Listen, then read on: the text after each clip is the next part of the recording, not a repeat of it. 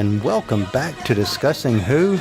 You are listening to episode number 53, and the focus of this episode is going to be on the amazing Amazon herself, the one, the only, Diana, Princess of Themyscira, and known worldwide as, well, guess what? Wonder Woman. I am very happy to be sitting here talking about a Wonder Woman movie because it's something that I thought I would never be able to do, and I'm sitting here talking about it. So before I say anything else, I just want to say thank you for anyone listening. You're spending some time out of your schedule, taking some time away from it to listen to us, and we thank you, and I thank you, and I know Clarence and Lee thanks you, so thank you. This is going to be one of my very personal and favorite episodes. And again, I'm sitting here talking about Wonder Woman. I'm not talking about a production movie that might be. I'm not talking about something that they're thinking about doing. I'm talking about a live in the theaters movie. So really, what could be better than that? Corny joke time. What could be better than that? Wait, I know.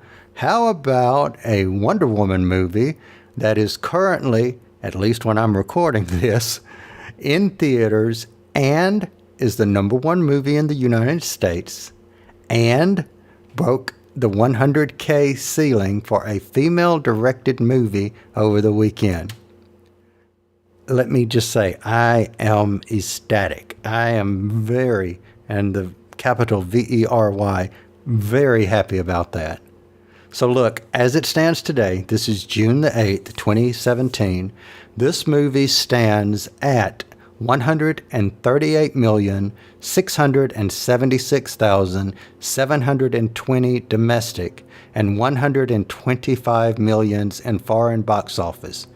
Adding those two together, this brings the total amount worldwide to 263,676,720.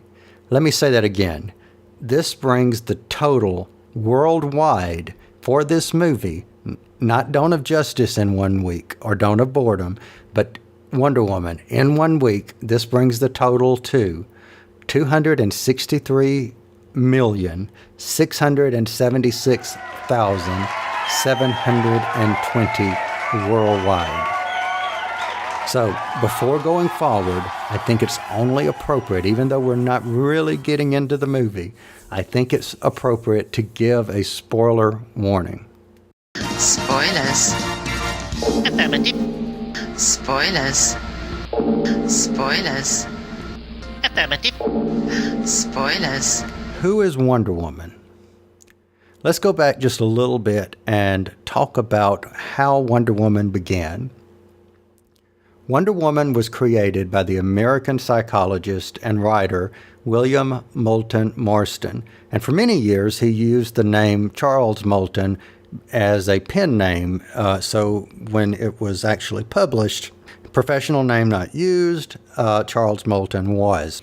Interesting thing about that was, at least for me, is knowing a little bit more and reading and finding out about some of the things that Marston did, which was, for one thing, he created the lie detector.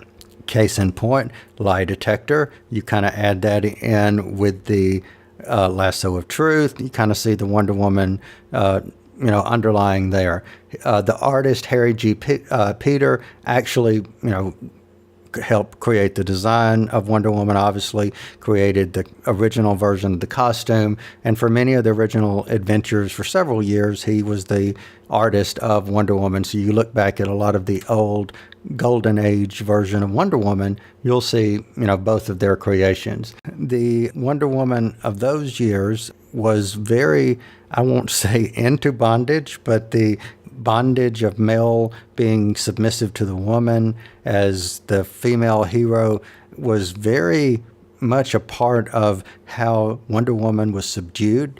Like, for instance, she was very powerful, but on the flip side, if she was tied up, by a man, she lost all of her powers. And for much of the Golden Age and even some into the Silver Age, that happened. So that's kind of how she began. The Wonder Woman comic, however, has been continuously published nonstop since his debut, with the exception of just a few months hiatus in 1986 after the historic Crisis on Infinite Earths.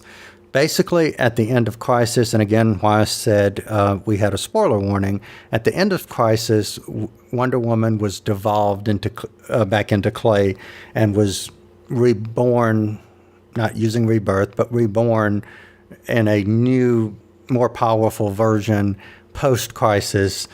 Before, I always took it that, yes, she did have the gifts, but depending on when we were, whether it was the 50s, the 60s, even into the 70s and 80s, her powers fluctuated by the decade for many purposes. With the new incarnation of Wonder Woman, the best example would be prior to Crisis, she floated on air currents or glided on air currents. Post-Crisis, she actually was able to fly. So she did get a major boost, and many times was referred to as only second powerful only to Superman. So again, over the years, her powers have changed, her origin has changed, the costume has changed, her supporting characters have changed, but the essence of who Wonder Woman was and who she still is has pretty much remained steadfast.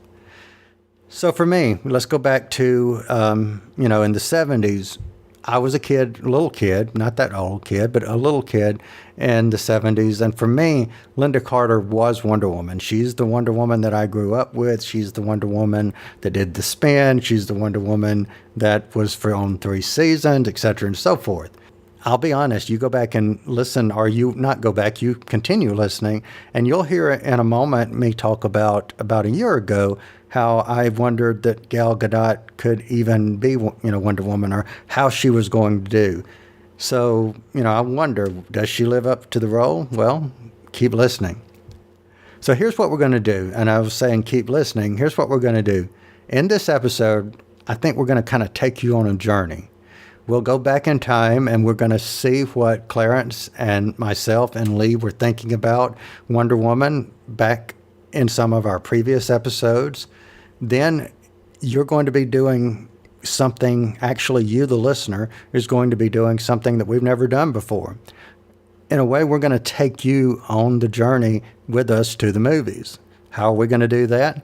Well, in this very episode, you're going to be able to hear literally what Clarence and I said right before going into the movie, then literally the first words we said after the movie, because we basically said that when we got ready to go, we weren't going to say anything to each other until not the camera was recorded, but until the audio was recording, so that whatever we said would be, unfiltered, what our first thoughts were, and you get to hear that literally just as they were happening.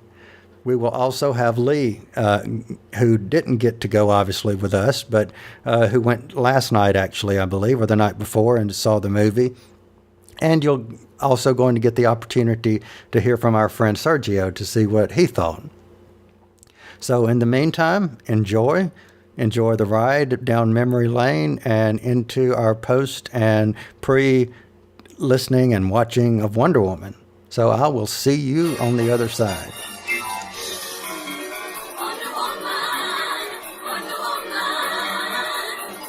Born ready. All right, Lee, I'm going to start with you. What did you think? I freaking hate this movie. I can't remember the last time that I have come out of the theater with my fist clenched because I was angry. There. Okay, so you said that with I'm done. Drops mic. I can tell. And you know what? I'm right there with Warner Brothers is the keeper of franchises that we love, right? Okay, I'm with you.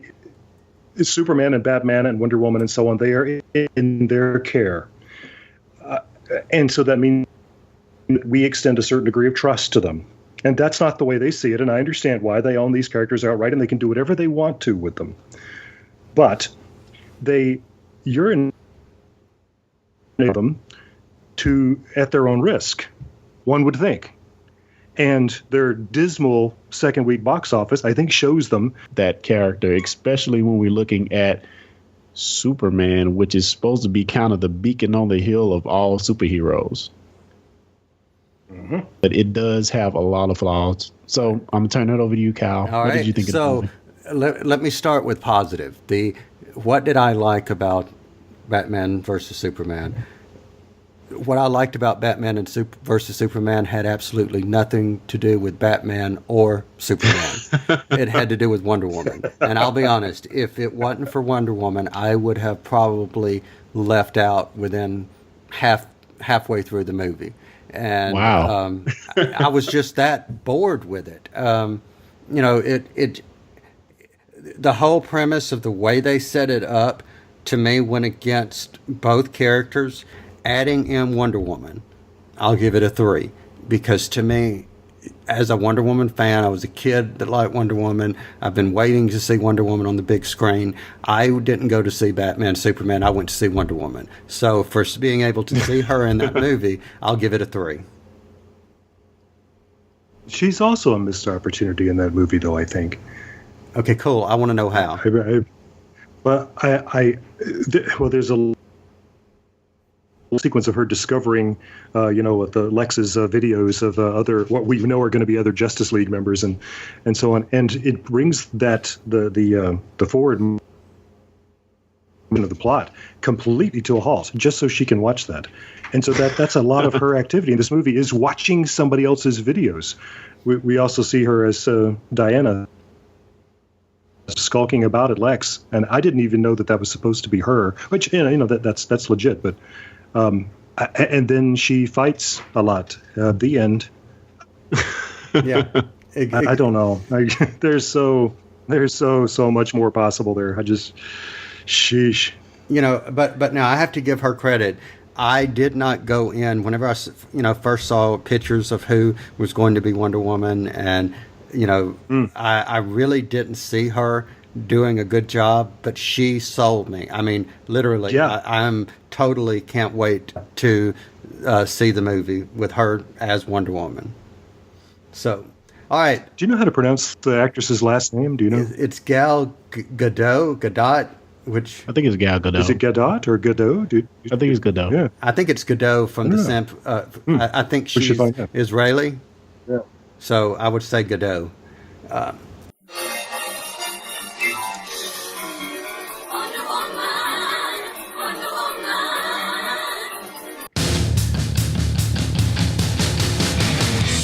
Hey guys, like the Discussing Who podcast? Then you should also check out our friends over at DiceJunkies.com. A YouTube channel and a podcast, Dice Junkies brings you gaming and geek news, discussions, reviews, and a whole lot more. Check them out over at DiceJunkies.com. Tell them Discussing Who sent you.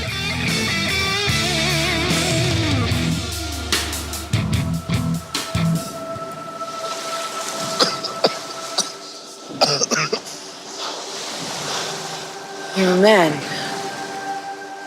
Yeah. I mean, do I not look like one?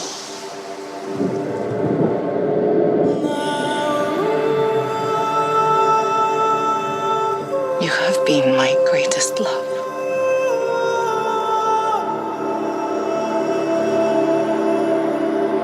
Be careful, Diana.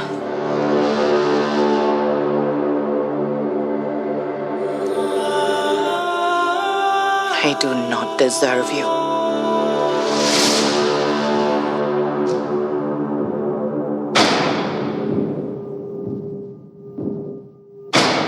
Have you never met a man before? I mean, what about your father? I had no father. I was brought to life by Zeus. Well, that's neat.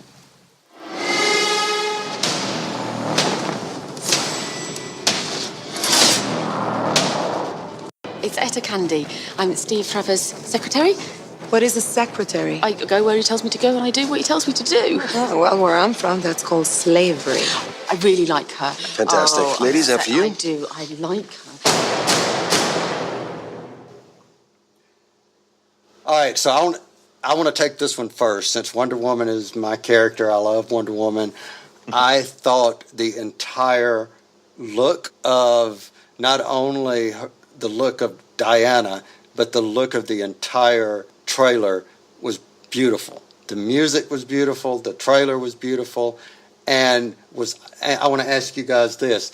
Was I the only one who thought that her costume in this movie was a lot brighter than it was? No, you're not. Oh. Okay. So I wondered if it was just me, but without going back and watching Dawn of Boredom, I just was wondering if, I know I couldn't resist that, but without going back and watching that, I couldn't tell. You know, I thought it was a lot brighter. The primary colors of the blue and the red, even the gold on the boots was a lot brighter in this than what it was in the first movie. So what did you guys think? You've seen the one sheets, the movie posters, and they are a sea of red and yellow. I mean, they're pushing the almost primary color quality of her costume. So what did you think, Clarence? Yeah, the colors did feel a bit brighter, but also the trailer, I kind of don't know what to think about it. I don't know a lot about her background, but being a Marvel guy and having watched the Marvel movies, this felt a lot like the first Captain America movie to me, at least the trailer. So I don't know how the movie will turn out, but the trailer felt a lot like Captain America. Okay. Lee, what was your take? Yeah, I got the vibe too, and I guess it's just because, you know, the time period and sort of the milieu. But this is a teaser. You know, we'll get a proper trailer later on. So right now we're just getting glimpses, and but I did find the glimpses quite exciting, and I know we've talked about this before, but love this casting. I just think she's. Oh, I don't want to say awesome. Okay, she's awesome.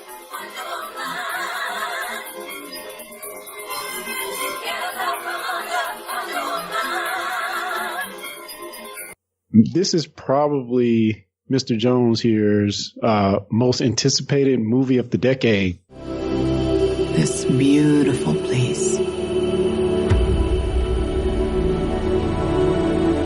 But the closer you get, the more you see the great darkness within.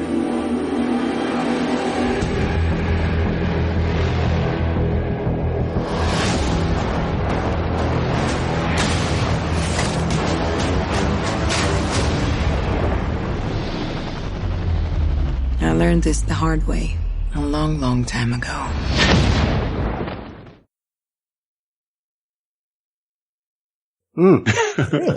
Okay. I'll give you that. I'll say that's. I would say that's probably a very good, accurate, and hopeful statement that 2017 brings a very, very good Wonder Woman movie. So does the fact that the aforementioned Batman v Superman was a pile of crap for the most part. I liked it, but I'm a glutton for punishment. I thought it was okay. Okay, I didn't think it was a high art, but it had issues. But I just like seeing Superman on screen. I'm sorry. But anyway. All right. So for the same reason you just said that you liked seeing Superman on screen, I liked seeing Wonder Woman on screen. That's why I didn't get up and leave mid Batman versus Superman, was so that I could see Wonder Woman. So for the same reason. I was actually going to ask you, what did you think of Wonder Woman in Dawn of Boredom? I thought she was the one bit of caffeine in that boredom 2 hours. She was the bright light for me, that kept my attention, that kept me I want to actually see you not as Diana Prince. Let me see you as Wonder Woman. And coming from seeing Linda Carter in the 70s as Wonder Woman, as cheesy as it may have been, she had a hard sell and she killed it. I mean, she did a great job. And so, that alone is what, makes me excited. Plus seeing the, way she looks and the fact that they've lightened the suit up some and, it's brighter and it's consistent with what it looks like now in the comics. I'm really excited. Yeah, the only thing that really worries me about the trailers, it just seems as if they're making Captain America Wonder Woman. And I don't know, I guess the time period thing is going to work. I mean, I think it might work, but still, I would rather see her somewhere in the present day. But again, if it's an origin story, I guess you have to kind of go back a little bit. Well, they were both created within a year of each other, if I'm not mistaken. I know she was created in 41 and I believe he was created in 39 or 40. So, I mean, and they were right there in the World War II, even though she's set in World War I. It's that patriotic look. So, I can see you drawing the comparison to Captain America, actually. Yeah. And the thing about it being a period piece is it will add a level of interest to it. Like the Captain America story is already interesting, but making the movie as a period piece as well really added depth to that movie. And I see that it will probably do the same here. Agreed. So, is there any inkling about who the enemy was going to be in this movie? I don't think we saw that in the trailer at all. No, and I've really not picked up anything as to who he or she might be. Who are some of Wonder Woman's big tentpole enemies in the series that aren't really in the universe of, as Justice League or with the group? Like, who is her kind of one-on-one arch enemy? She has, mainly, honestly, there's the cheetah, and obviously it's a woman who turns into a half human, half cheetah, villain. She has, a couple of other villains. There's Dr. Psycho who, gets in your mind, controls your mind, but pretty much it's been her fighting against some of the Olympic pantheon, be it, Ares, be it, Zeus himself, be it Hercules. It's usually something along those lines. Ooh.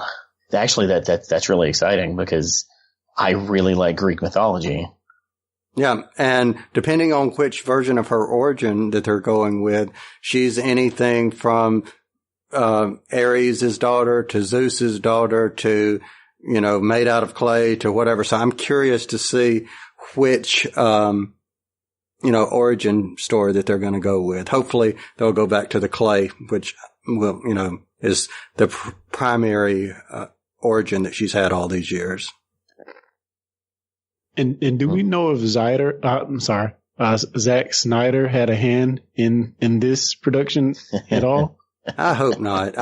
I think he has some overreaching dark presence over it, but maybe not too much.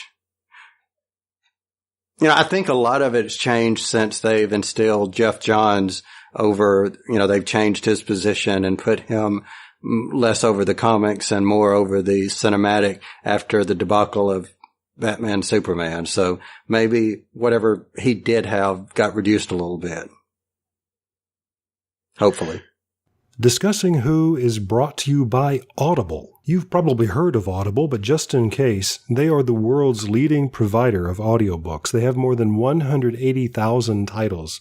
Let me say that again. 180,000 titles to choose from. Imagine a genre, they've got an audiobook. And these files play on smartphones, Kindles, tablets, in fact, over 500 different devices. Now, for fans of Discussing Who, Audible is offering a free download when you start a new Audible subscription. And you can choose anything at all Audible from that vast library, but we know you want to get one of their absolutely fantastic Doctor Who titles, which include New Adventures of the Doctor, but also Torchwood and River Song, and they're performed for you by actors you know and love. Wonderful voices: Tom Baker, Alex Kingston, David Tennant. The list goes on and on.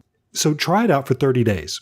And if at the end of the month you decide Audible is not for you, you still get to keep that Doctor Who book you downloaded. So look at it this way: free Doctor Who book. So here's how you get started. Point your favorite web browser to audibletrial.com/discussingwho. That's audibletrial, all one word, audibletrial.com/discussingwho, also one word. And that's how you get your free book. What could be better than that? Hey guys, it's Sergio with Reality Breached. Let's talk about Wonder Woman. That was a pretty good movie. I was very happy with where the story went. I was very happy with Chris Pine's character. I was very happy with Gal Gadot's portrayal of Wonder Woman. Of course, I don't have much of a frame of reference. I'm not really a DC guy, so I don't know if she was acting Wonder Woman-esque.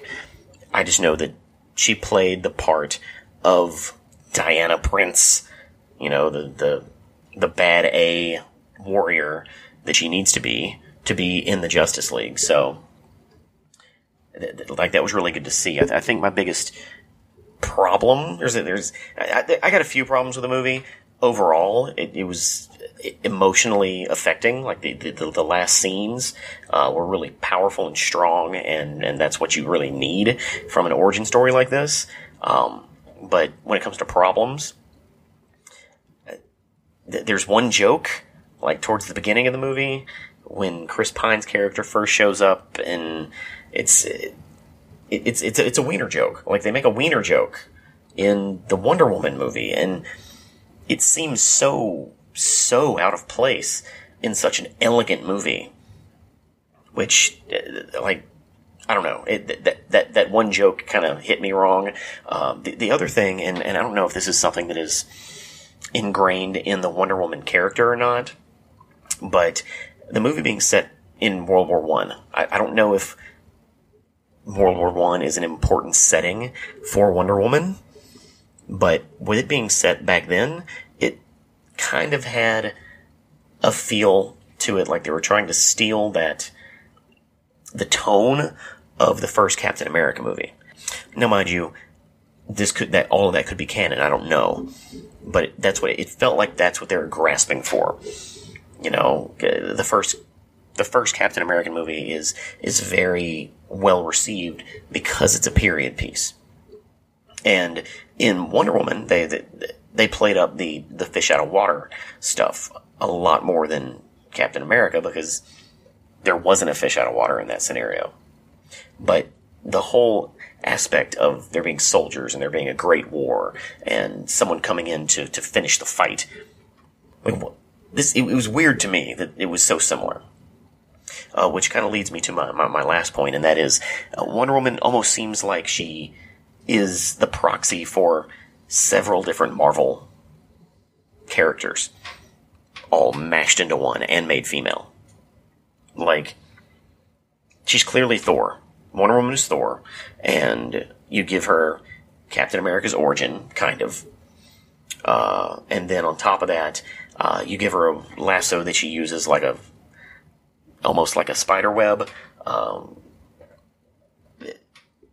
She just, maybe it's just we're so deep into the superhero movie game that they're all just kind of blurring together, but so much of it seemed like I had seen it before. Except for the end. Like, again, the end is really, really good. And as a whole, again, I really, really liked the movie. There's some parts. Oh, one more thing. Is it just me, or does it seem more and more like Hollywood movies are going the route of, let's have a team of multicultural people as the main characters?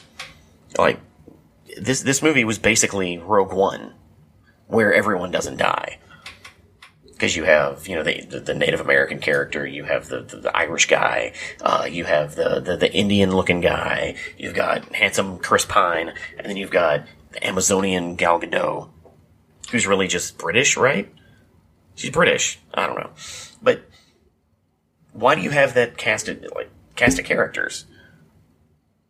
Like, I don't know much about Wonder Woman, but I know that she was written in the early 1900s by white dudes. I doubt those white dudes had the forethought to add a multicultural team to her, backstory. I could be wrong, but that just seemed a little too Hollywood for me.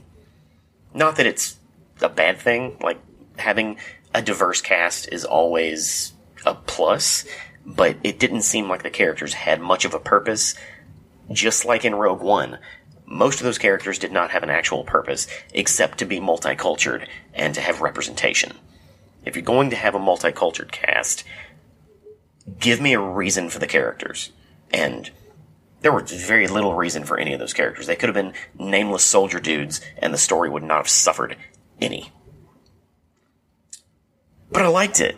Wonder Woman is a good movie. It's a good movie. I'm sorry, I keep pooping on it, but I liked it. I really liked it. My daughter liked it. She kept asking, so when is she putting on her costume? When is she going to be Wonder Woman? Why do they keep calling her Diana? And I'm like, that's her name. And I didn't go into the whole whatever, but yeah, it's a good movie. I suggest everyone go watch it. I'm sure the Discussing Who guys have a lot to say, especially Kyle. But I'm finally pleased with a DC movie, which I didn't know I was going to be saying this soon into the DC universe. With that said, listen to Reality Breached. You can find us on Facebook, find us on our website, realitybreached.com. Also, we kind of tweet a few times, so we're at Reality Breached, and we got a YouTube page, so check that out as well. I'm Sergio. Thanks for giving me the time, guys, and back to you.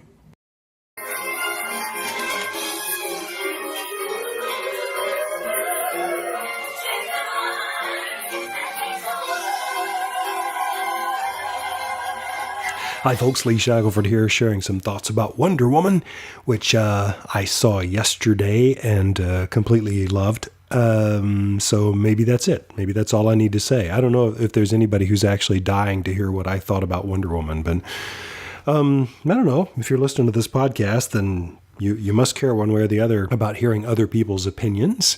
So here's my deal. I felt like I felt like I was participating in history, and that was very moving to me. I really enjoyed being one of the few guys in a very female audience. I looked around enough to notice that, and I could tell from the character of the laughter and gasps and so on that these were mostly female voices around me, and they were loving it too. And I felt good for them.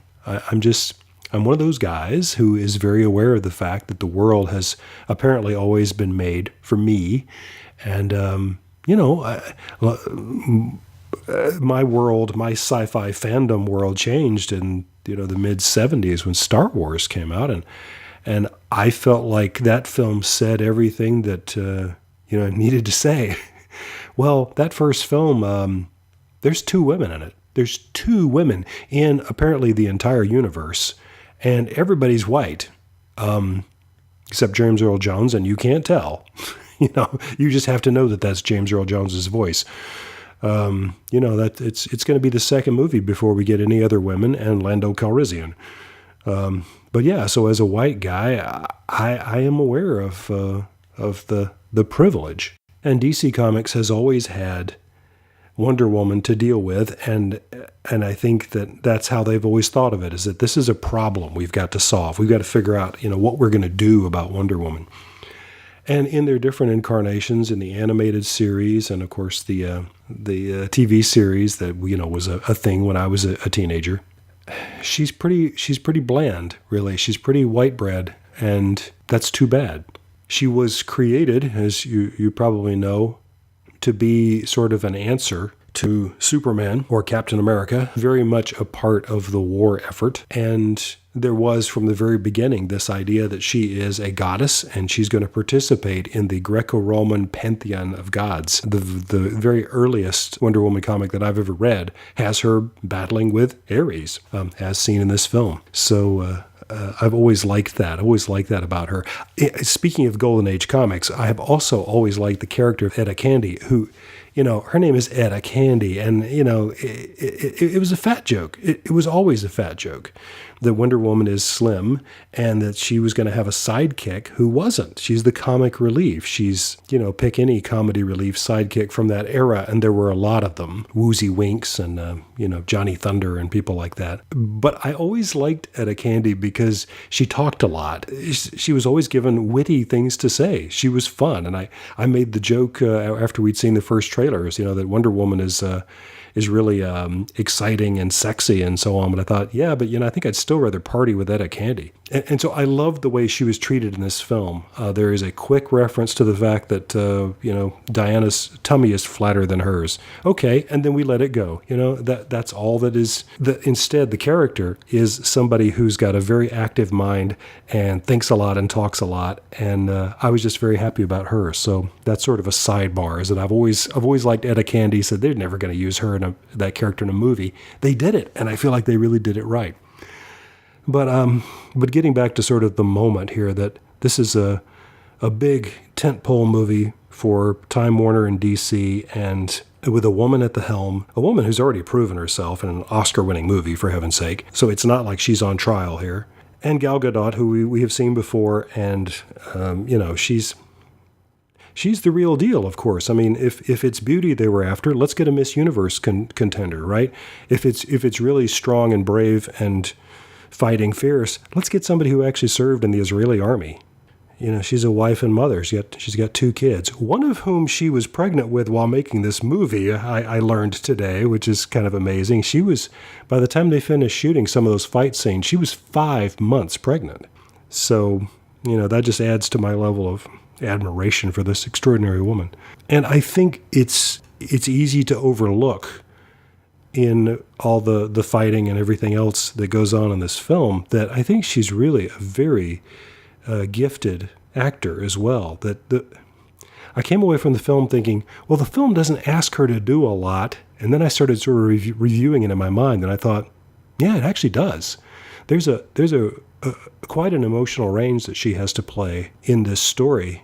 And I believed her at every moment. As ridiculous, I mean, let's step into the real world for a second. As ridiculous as this whole story is, for those 2 hours and 11 minutes or whatever it is, I believed it. Or at least I believe her utterly and completely.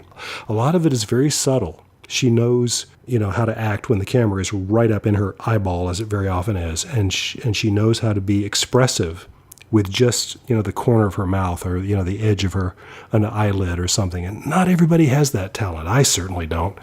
And I really admire that so very much.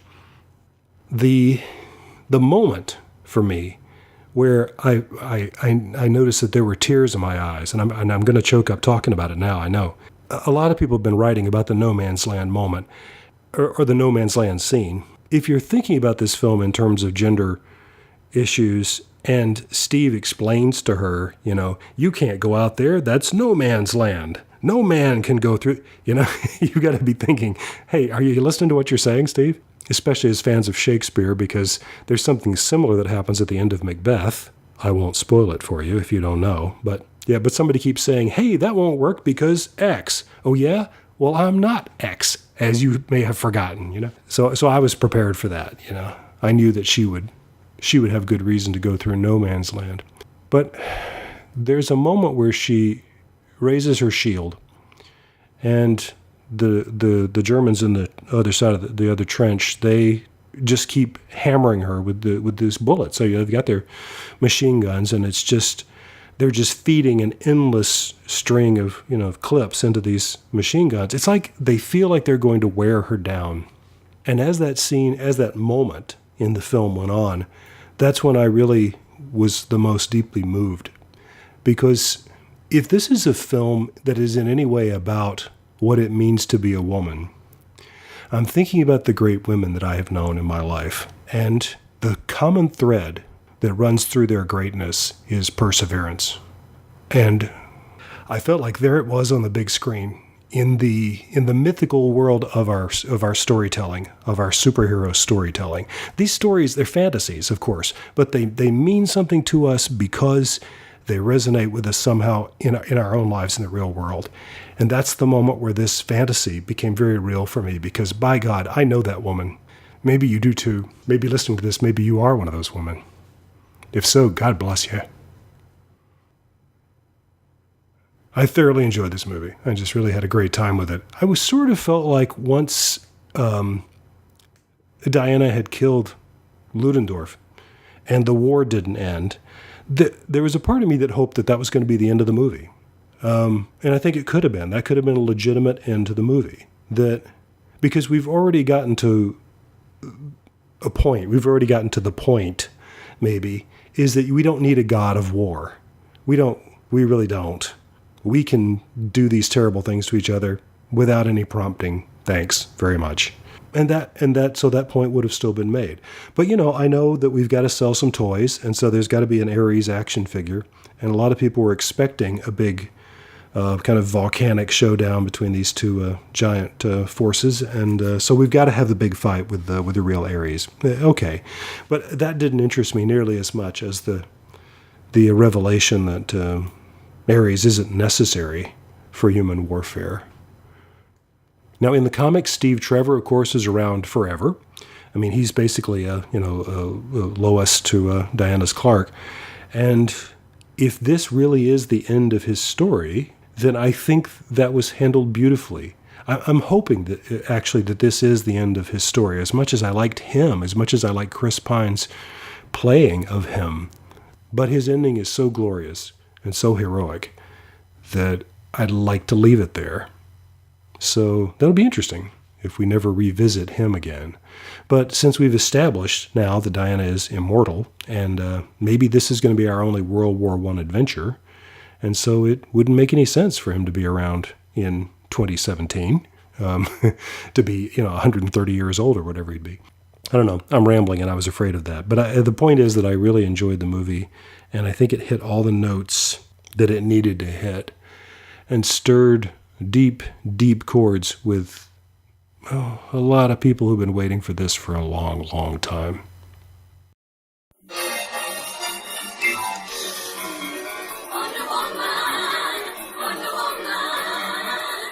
All right. Okay, Mr. Jones. Mr. Brown. Are you excited about this movie? I think the answer to that question is, why the hell do you have a Dice Junkies t-shirt on? Well, I was given the shirt, and hey, you gotta wear it sometimes. Okay, all right. I give you that, and I like Dice Junkies, but I don't have a Dice Junkies t-shirt. You do, but then again, I have a blue shirt on. So, but back to your question: am I excited to be seeing the movie? I knew it was supposed to be raining today. Luckily, it's not. I don't like being out in the rain. I'm going to see Wonder Woman. So, how many years has it been that you've been anticipating a Wonder Woman film? Is it something that's been on your mind for a long time, or it's like, we'll get around to it when we get to it? I was born in 1973. I probably watched Wonder Woman when it was on CBS and ABC back, whenever that was, late 70s. So, late 70s. For 30 years, I guess. Now, I see that you're not sporting any Wonder Woman apparel. No backpack.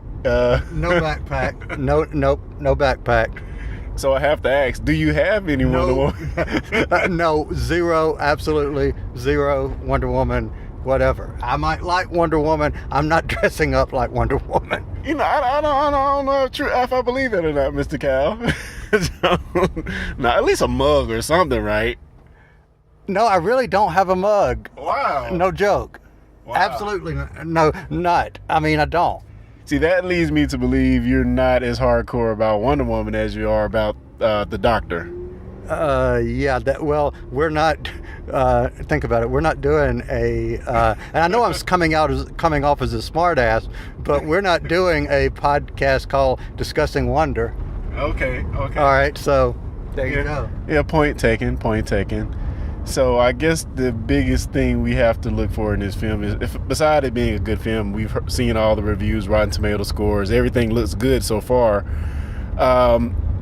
What about it fitting into the DC universe, and also this technically is as far as timeline goes, the first movie in the DC universe. Do you have any thoughts on that?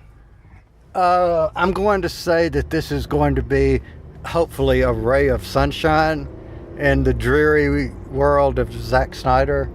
So I know, yes, you're right. I think this is supposed to be, date-wise, the first in the story, so to speak. But yeah, I mean, I just hope it's good, and I hope it gets more than 100 million in the opening weekend, because it's the first female. No, actually, it's not the first. I keep forgetting it's not the first female-led superhero movie, but this is Wonder Woman. This is the original. It's the first real big known. Don't say Catwoman. No. Oh, no. I'm saying Wonder Woman was like the first mainstream or comic book pulp comics, or whatever you want to call them, back in the 30s, that are, well, 41. But she was one of the first, and she's been around since then. So yes, Catwoman was. But I think I thought you were talking about as far. I was just talking about movies. Yeah. I think Supergirl was. Oh. Back in the 80s, there was a Supergirl movie. Yeah, you're right, man. I totally forgot about that one. Wow. And speaking of Supergirl, the mother of Supergirl, the adopted mother of Supergirl in the series is actually the same person who played Supergirl in the movie. That's awesome. So I think it was the Today Show or something I saw where they had the cast on there, and they were talking about like all the eating the women in this movie had to do and the training they had to do to get ready for these roles.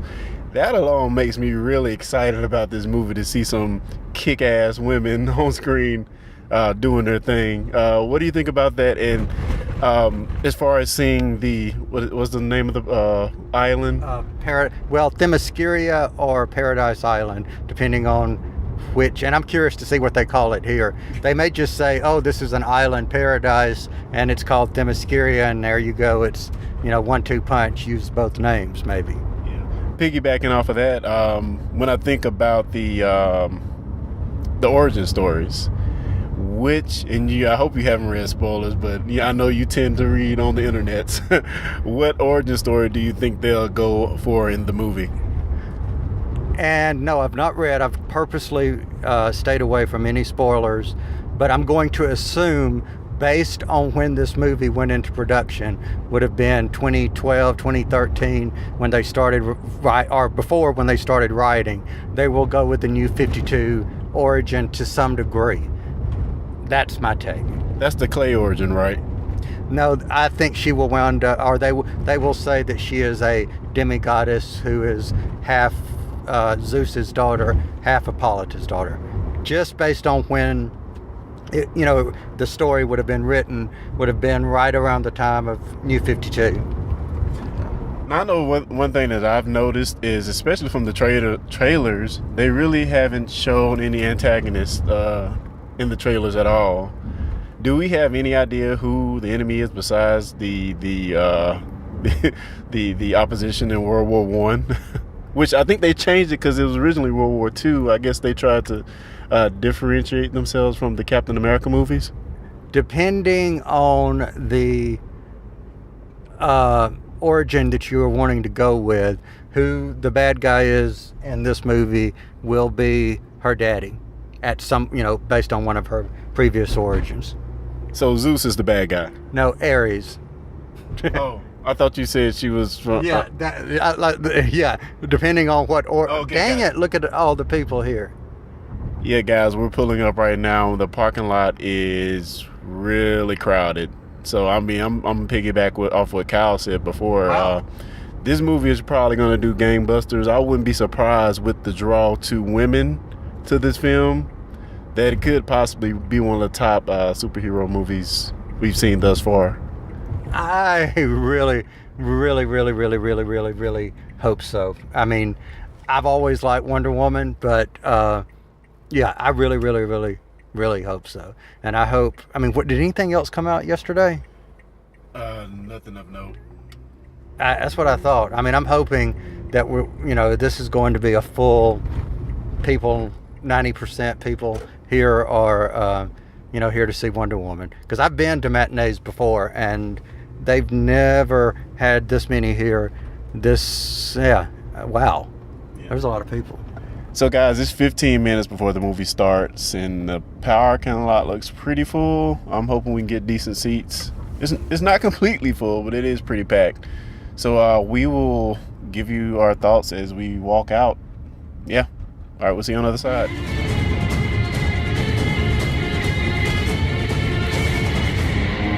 So we are just leaving the theater after having watched Wonder Woman. So Kyle, what are your impressions, man? What do you think? Actually, dude, I want to know what you think. I want to hear. I really want to hear what you have to say first. Oh man, I could go on for probably 30 minutes. I had a lot of thoughts, man. At first, it felt, and I know people are going to get mad about this reference, but it felt very Danny Ranish. And I say that because, and if spoilers, we're just leaving the movie, so spoilers. It felt very, very Danny Ranish because although she was ultra intelligent, which I loved about her, she knew a bunch of languages. She was really smart, knew all the nuances of being a human and things like that.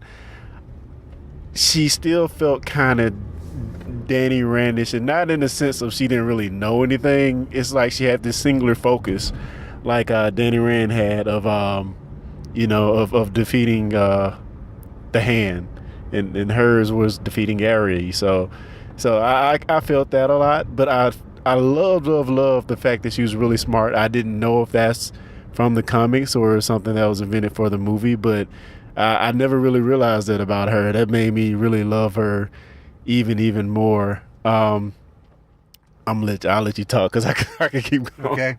All right. So best way I could sum it up, as a kid growing up, when I saw Wonder Woman in human form, and Alex Ross, who is a famous artist / painter who's done a lot of especially iconic DC characters, used, I think, Linda Carter as a basis for his Wonder Woman. Gal Gadot is Wonder Woman. Yeah. Perfect. Oh, and one more thing. Perfect. That's all I can say. Perfect in far as the movie portrayal, or just you love her as how she's kind of stepping to the role as Wonder Woman? Or I have a few issues with the movie. Okay. Well, I ain't gonna say issues. Things that I didn't really expect. One, I didn't expect it to be so much of a love story. I did not get that either. I mean, I didn't expect that. But 40s, 50s, 60s, 70s, up until the 80s, Steve Trevor was a big part of the story as the love interest of Wonder Woman. Yeah, I do like how they juxtaposed it or made it kind of the opposite of the typical superhero guy with the female love interest. They took that and flipped it on his head and did something really unique and really smart if you think about it. But I did not expect it at all. And it wore a little thin with me by the end of the movie. I'm like, oh, sappy stuff. Are we going to get to some action? Which we eventually got to that climactic scene at the end, that climactic fight at the end, which I was just waiting for that the whole time. And we got there really, really slowly. Okay, but she had to be naive in order for that scene to work, in my opinion. I can't make any freaking changes to this movie. I love this movie. Absolutely freaking loved this movie. I cannot find anything to say other than I do agree. I didn't, the whole sappiness. Yes, it kind of got a little more sappy than I kind of wished it take the sap down a notch. But everything else, I absolutely loved this movie. Wow, resounding love over there. Which is what she ultimately said is the key to humanity. And just as the Wonder Woman lyrics from the 70s TV show, Stop a War with Love, hello. So I was just going to ask you, was that a thing that was kind of parlayed about in the 70s show a lot, as far as love being the answer? Or? No, not really.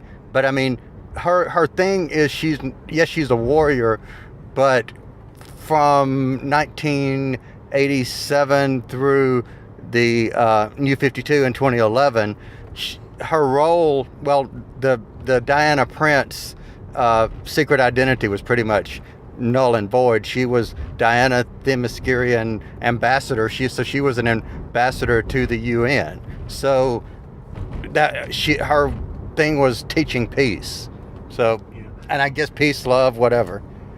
So I know we talked about it before we went in, the whole clay origin. Now, did you say that's a New 52 invention or a classic invention? Clay, classic, demigoddess of Zeus's child was New 52. So they basically use both of them. Oh, awesome. So I have to admit, like the beginning where we had the we were in Mascaria, I think his name was Mascaria. The Amazon sequences, anytime it was Amazonian women on screen, was like the best thing ever, man. I love this so much, seeing these strong warrior women. Right. No damsel in distresses. No, definitely warriors training / and eventually defending their home. I just thought that was fantastic, and I probably could have watched a movie of just all of that. All right, let me ask you a question, and spoiler warning for anybody that's not seen it, but if you know anything about Greek mythology, you'll probably get this. Did you know the significance of the lightning at the end? I did not. Okay, and this will this will add another layer to you. So Ares was using lightning, right? Yes. And all of a sudden she takes the lightning. Yes.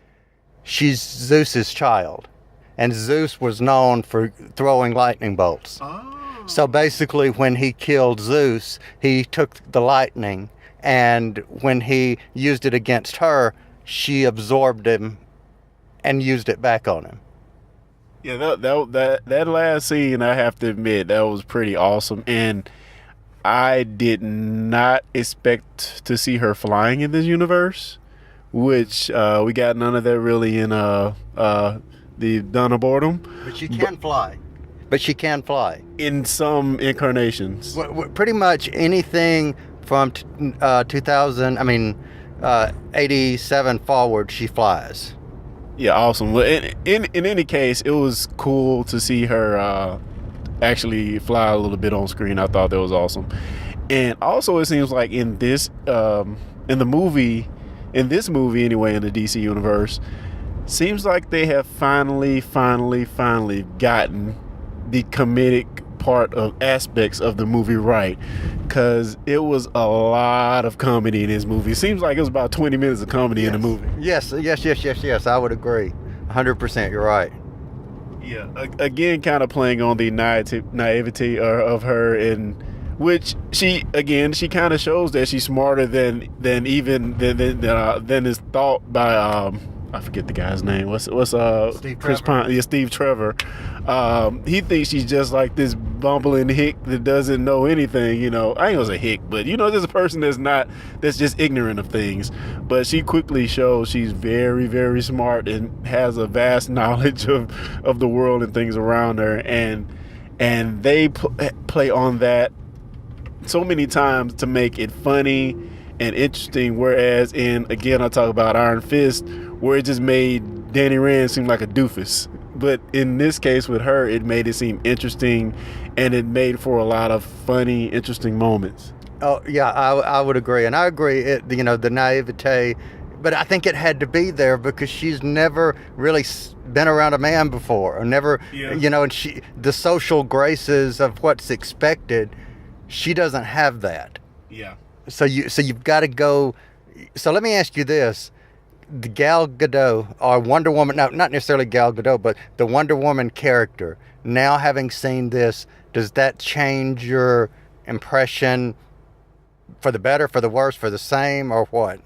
Oh, I mean, definitely for the better, man. I can't wait to see the next thing that she's in at this point because, you know, I mean, of course, we said there hasn't been a proper Wonder Woman live action movie, and we've had plenty of Superman, plenty of Batman, and we know those characters. You know, if you're not, even if you just know vaguely about comics, you might know Wonder Woman.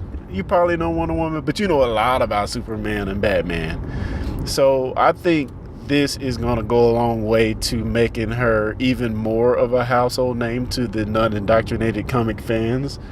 And just seeing her on screen, I have to admit, in Dawn of Boredom, I didn't get all that excited by seeing her, not like you guys, because you were like, man, once I saw Wonder Woman, I was ready to go. And I really never felt that. But after seeing this, I don't know if I can watch Batman v Superman again, but I do think I want to just fast forward to that part she was in and see her again. Yeah, I can't I can't disagree. I can't agree with you more. I mean, and my thing again, I got to go back to what I said at the beginning. I loved Linda Carter as Wonder Woman, and I know she's not the age that she couldn't play the role. I mean, that's obvious. They could not have found a better actress than who they got. She just 10 out of 10, 100 out of 100, 1,000. She embodied for me what Wonder Woman should be for this generation. So yeah, I want to piggyback off that. I want to ask you now. She looks nothing like Linda Carter, as far as facial looks. Maybe body stature is similar, but she looks nothing like Linda Carter. Do you think that's just she's doing Wonder Woman for a new generation? Do you think she embodies what the comic book version of Wonder Woman looks like more? What are your thoughts around you saying she embodies her for this generation a little bit more than? All right, listening to you say that, what popped into my head was it's not a physical thing. It's a presence. It's a look. It's in the eyes, in the way you act. There was just something about Linda Carter that had this. I can't really explain it. It was just this look that she did as Wonder Woman, whether she was dressed up as Diana or whether she was dressed up as Wonder Woman, that she just, I think, embodied the character. And there was something about this version that, again, just seemed like it embodied the character. So I mean, I can't explain it, but it just worked for me. What do you think about the costuming in this version of Wonder Woman versus the 1970s Linda Carter version? The 1970s Linda Carter version was the 1970s Linda. You know what I'm saying? It worked. It was great. I mean, it was probably quite risque, considering it's 1970 and you've got at 7 p.m. or 8 p.m. Central, you know, of what we have, that was probably considered risque for a woman to be running around in that. Yeah. But I think it was wise that they made Wonder Woman in the comic mimic that same costume, which I think was wise. That usually I'm against that because, you know, usually I don't like comics reflecting what is happening in the movies per se, but they did do that in the comic. It seems to me working in the comic, but again, I could have come out of this movie saying I hate this movie, that's not Wonder Woman, or it was an okay movie. I go back to the directing and the acting. Those two things. The costume is just a costume. Yeah. You know, you can put lipstick on a pig, but it's still a pig. Yeah, true.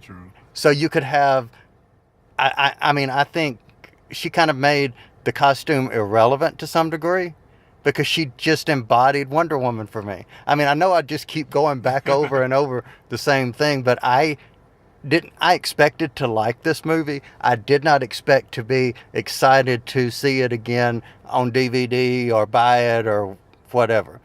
Yeah, and another reason I asked about the costume is because you know how people with the current Superman costume, they say they'd rather have the classic Christopher Reeve. Yeah. Yeah, so, well, I guess we're back home, so I'll just ask Kyle real quick, any final thoughts on the movie before I let him go? What was it I said about it earlier when we were leaving? I described it some way. Yeah, you said the word love about 100 times. No, I thought I said it was perfect. Oh, yeah, you said that too. Did I say that? Okay.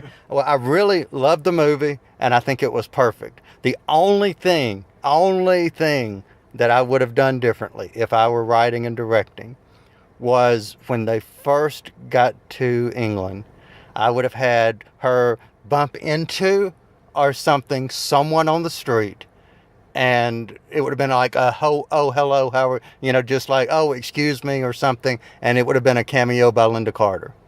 Yeah. That would have been my only thing I would have done differently. And just one other gripe I might have, it's not really a gripe, but I just didn't expect there to be so many girly aspects of it. The love interest, seeing a baby on the street and being excited. But there's a reason for that. There's no babies in where she's from. Right. So that's the only part, the girly part, the love interest part. It worked for the movie. I would say it definitely worked, but I didn't expect it going in. I didn't even really pay it that much attention. I was just sitting there enjoying the movie. Hey man, it's Captain Kirk. You can't. Yeah, well, forget Captain Kirk driving his bike like he usually does. Oh, the bike. Yeah, did you notice that? Yeah. I mean, I was thinking about, okay, how many times does he have to ride a bike? Is that in his contract? Every single time he's on there, he must ride a bike. Oh, that was hilarious. But no, I didn't really. There was no time I really got, like, oh my goodness, will this hurry up? I think I was fine. All right, guys. Well, we'll get this posted, and let us know what your thoughts are on the movie. I know you're going to see it this weekend. Who's not seeing it? What's wrong with you? So until next time, we're out. I guess you could say it's pretty obvious what I thought about the movie or whether or not I liked it. I'll say, like I said the other day, perfect, perfect, perfect, perfect, perfect, perfect, perfect, perfect, and one more thing, perfect. But here's the deal. We want to know what you thought. So let us know what you're thinking about the movie, about this episode, or just what you're thinking in general, even if it's about one of the episodes of our recent Doctor Who. We want to know what you're thinking, so let us know by sending in some feedback. So here's what you can do. Simply record an audio file using your smartphone and email it to discussingwho@gmail.com. Again, that's discussingwho@gmail.com. You can also record an audio file on your computer and upload it via email, or even send it to us via Messenger on Facebook. Or, if you'd like, leave us a voicemail at 805-850-3946. Again, that is 805-850-3946. As we finish this episode, I would like to reference a video posted over by the folks at Nerdist.com. It's called Save the World, and it is a great spin, no pun intended, on various well-known Wonder Woman songs. And it's kind of got like a Wonder Woman theme to it. The YouTube link is available in the show notes. If you want to check it out, just look in the notes, click on the link, it's there, and let them know that Discussing Who sent you. And with that, as the song says, we are about to save the world. See you next time.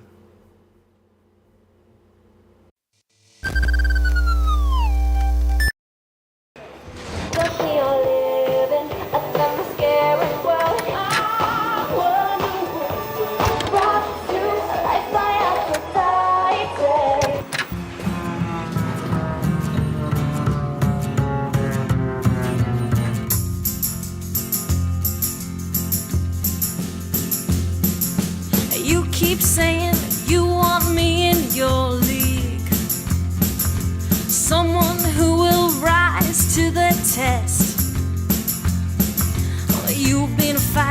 where you shouldn't have been fighting.